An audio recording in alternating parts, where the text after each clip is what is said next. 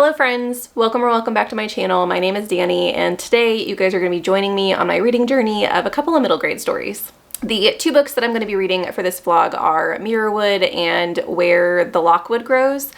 I might add in another one if I have some time, but those are the two that I'm wanting to get through in this vlog. I know I should have done this in March because of middle grade March, but I didn't. So those are the two that I'm going to be reading. If you haven't heard me talk about these, because these have been in a couple of different videos, I featured this in my middle grade adventures, which is just a middle grade TBR that I would like to get through, and then also my April TBR. So if you want more information, although just stick around because I'm going to be talking about the books, but I'll give you guys just a general synopsis of both.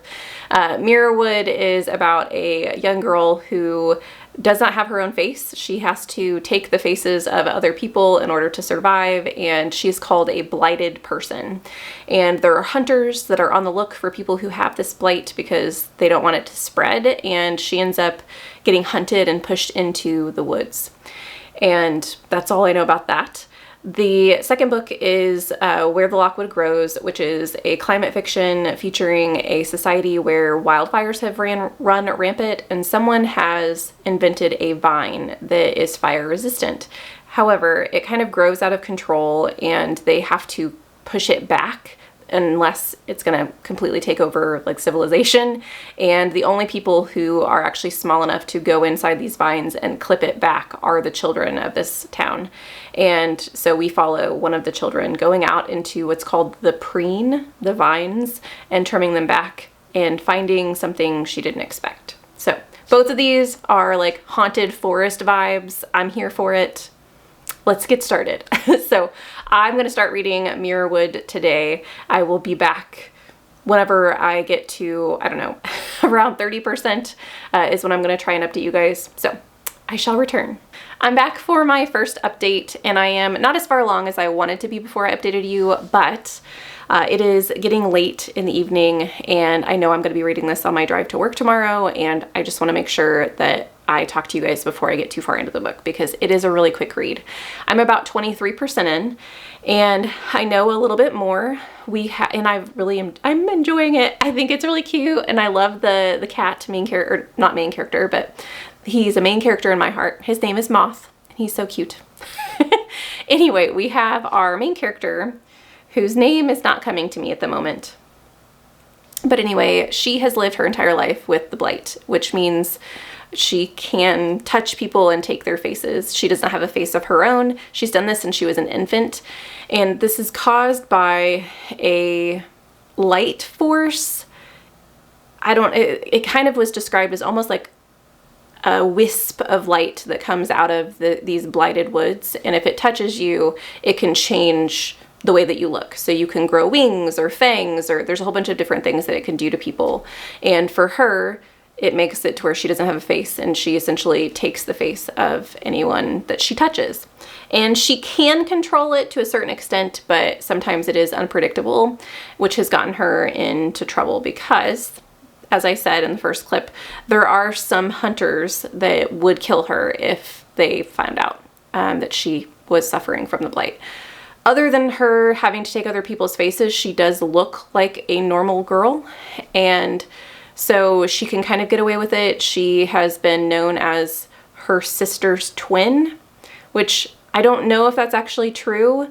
There was this really sad story at the beginning about how, one, she has to take her sister's face and how her sister doesn't like it because it's not a pleasant feeling to have your face taken from you. It's almost like, I think she described it as having a piece of your soul ripped away.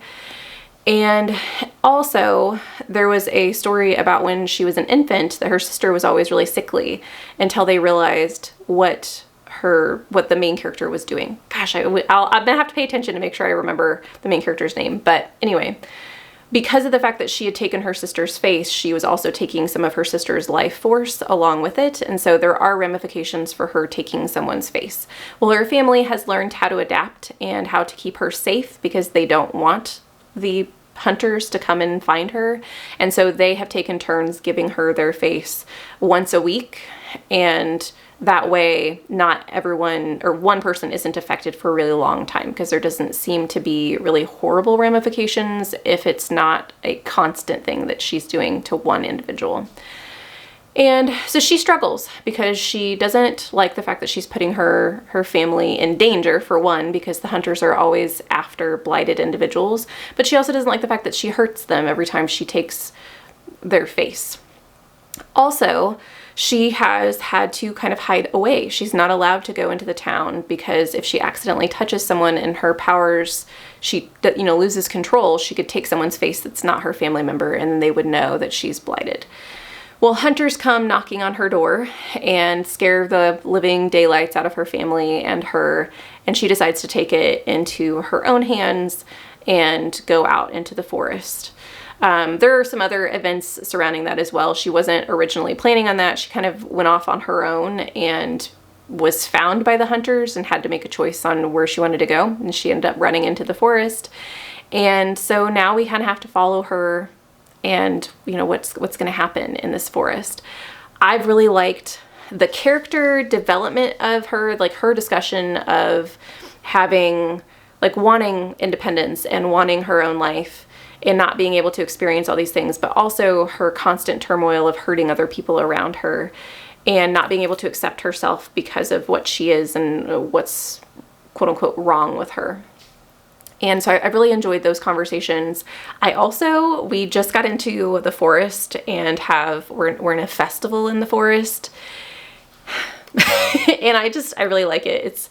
It's cursed, like a cursed place. There are people in this forest that are living, and there is local lore on why the Mirrorwood is cursed and has this blight and how to overcome it.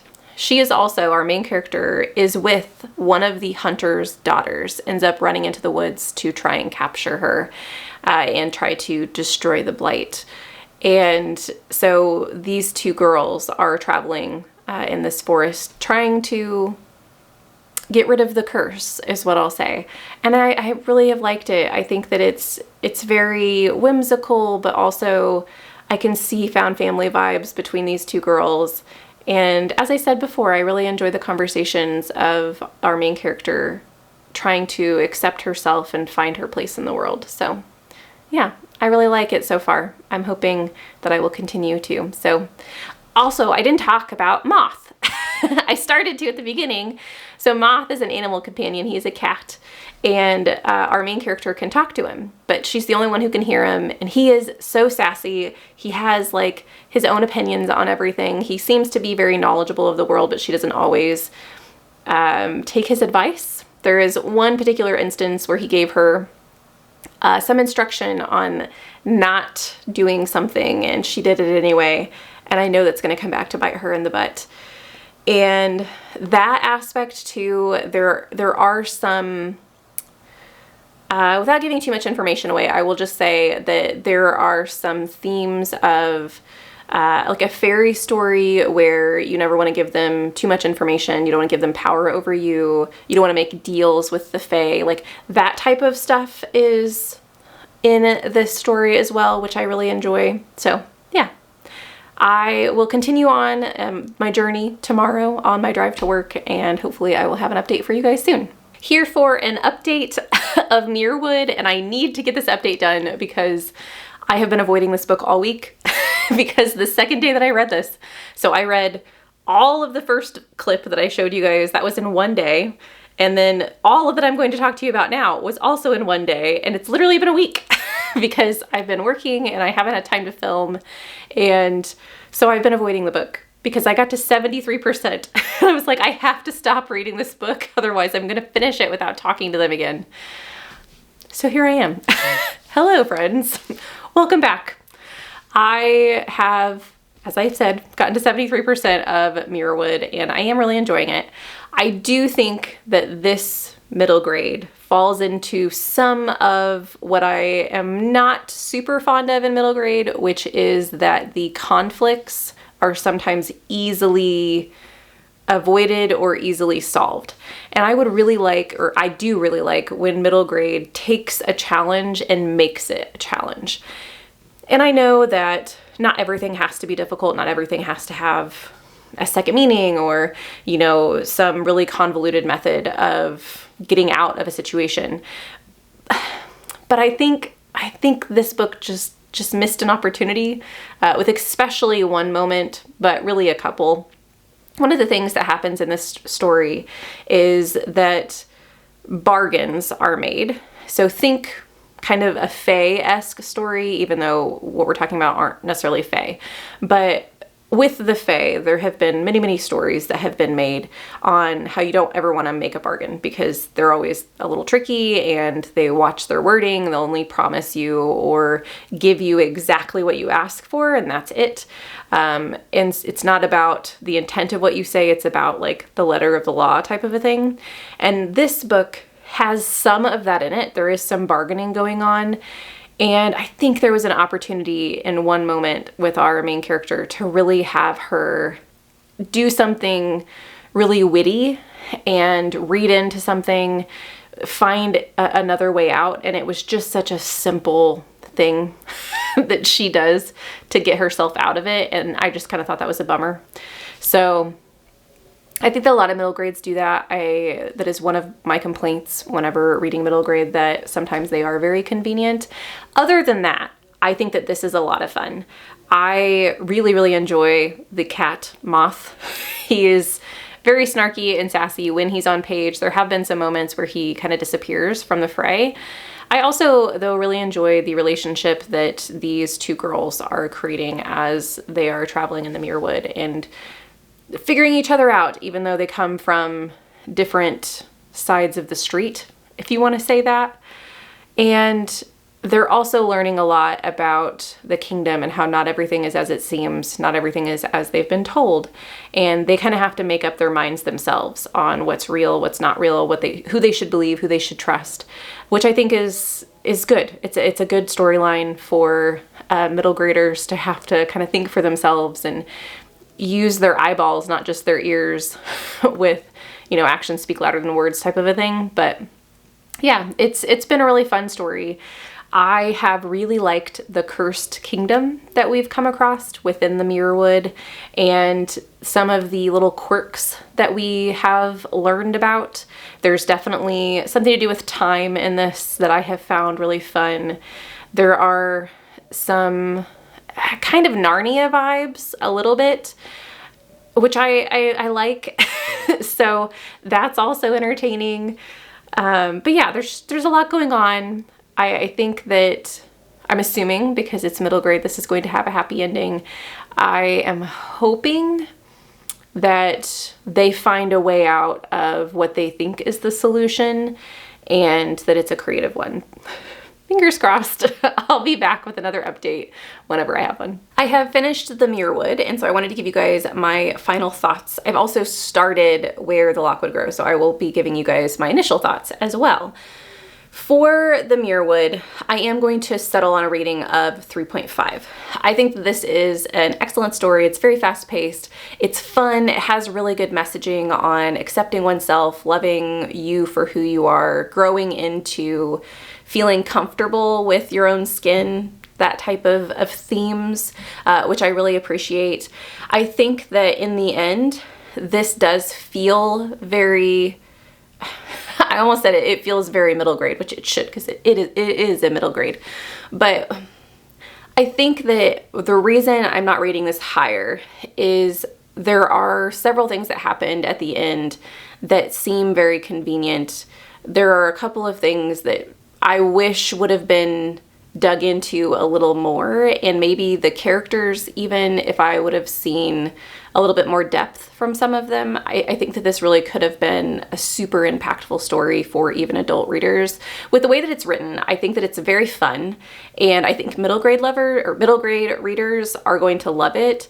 But I think that the complexities that I love in a lot of the middle grade that sticks with me are missing in this story. So it is a book I would recommend people read if they are wanting to maybe pair this book with a more complex read or a more devastating read, to give yourself a little bit of a palate cleanser, something to kind of pull you out of the depths, give you a little bit of light if you are reading a really dark book. I think that it would pair well with that. with where the Lockwood grows. So I am at 33% and I'm concerned. I really liked the beginning. I love the development of the world. If you guys don't know anything about where the Lockwood grows, this is a cli-fi middle grade that features a young girl whose name is Evie. Evie? Erie. Erie is her name, and she lives in Prine, and Prine is a town that is surrounded by the Lockwood. The Lockwood is a scientific development that humans have made to combat wildfires. So the world that they're living in, it is Earth, but it is Earth in the future where wildfires have completely devastated society. I believe they're in the United States, if I remember correctly, and there have been rumblings in the story of some really, really bad wildfires that killed numerous people. And so this Lockwood ended up coming out of the scientific community to help. But as they planted the Lockwood around the city of Prine, or the village, I should say, of Prine, they didn't realize that it is an ever-growing vine. It's very hard to get rid of, and it inevitably blocks out the sun. And so their solution to this is to send people out to trim back the vines every day, and they grow back every night. However, they have to send children to do this work because the vines are very tight-knit. If they send adults, they wouldn't be able to fit between the branches, and it isn't possible for adults to help with the situation. There's a lot of developments surrounding what the Lockwood can be used for. So as they cut down branches, those branches are then ground up to use for a replacement for plastics. There's a whole bunch of different things that the Lockwood is useful for, but there is this kind of give and take of, yes, it protects us from wildfires, but it also blots out the sun. And so they have some pretty severe environmental perils within this town that they're dealing with. And we're following our main character is Erie. She's one of the kids that goes out and cuts the Lockwood every day. So I really like that. Something just happened in the last maybe 10% of the story that really pivots the focus of our story to something else. And I don't know that that's going to be a story I really enjoy. So it's just one that I've seen a lot of, and I don't want to even compare it to books, but there are several books that I can come up with off the top of my head, fantasy and sci-fi books that have done this same thing. It's a very common trope. And I just don't know that I care to read it anymore. So I'm a little worried about this one, guys. I really thought that this was going to be amazing. The first 6 or so chapters, I thought, like, this is going to be a 5-star read. This is amazing. I loved all the descriptions of the vines and not being able to see the stars at night because the vines have grown up, and the fact that the kids don't go to school because they were working, and when they do go to school, they're so tired that a lot of times they don't learn anything. There was so much good stuff that was happening in the beginning, and now it just kind of took a turn. So yeah. I will come back with another update. I hope that it's a positive one. I hope that I like where it goes. We shall see. I am currently at 68% of the way through Where the Lockwood Grows, and I have to finish this book today because my library is going to take it back from me tomorrow, and I just need to finish it.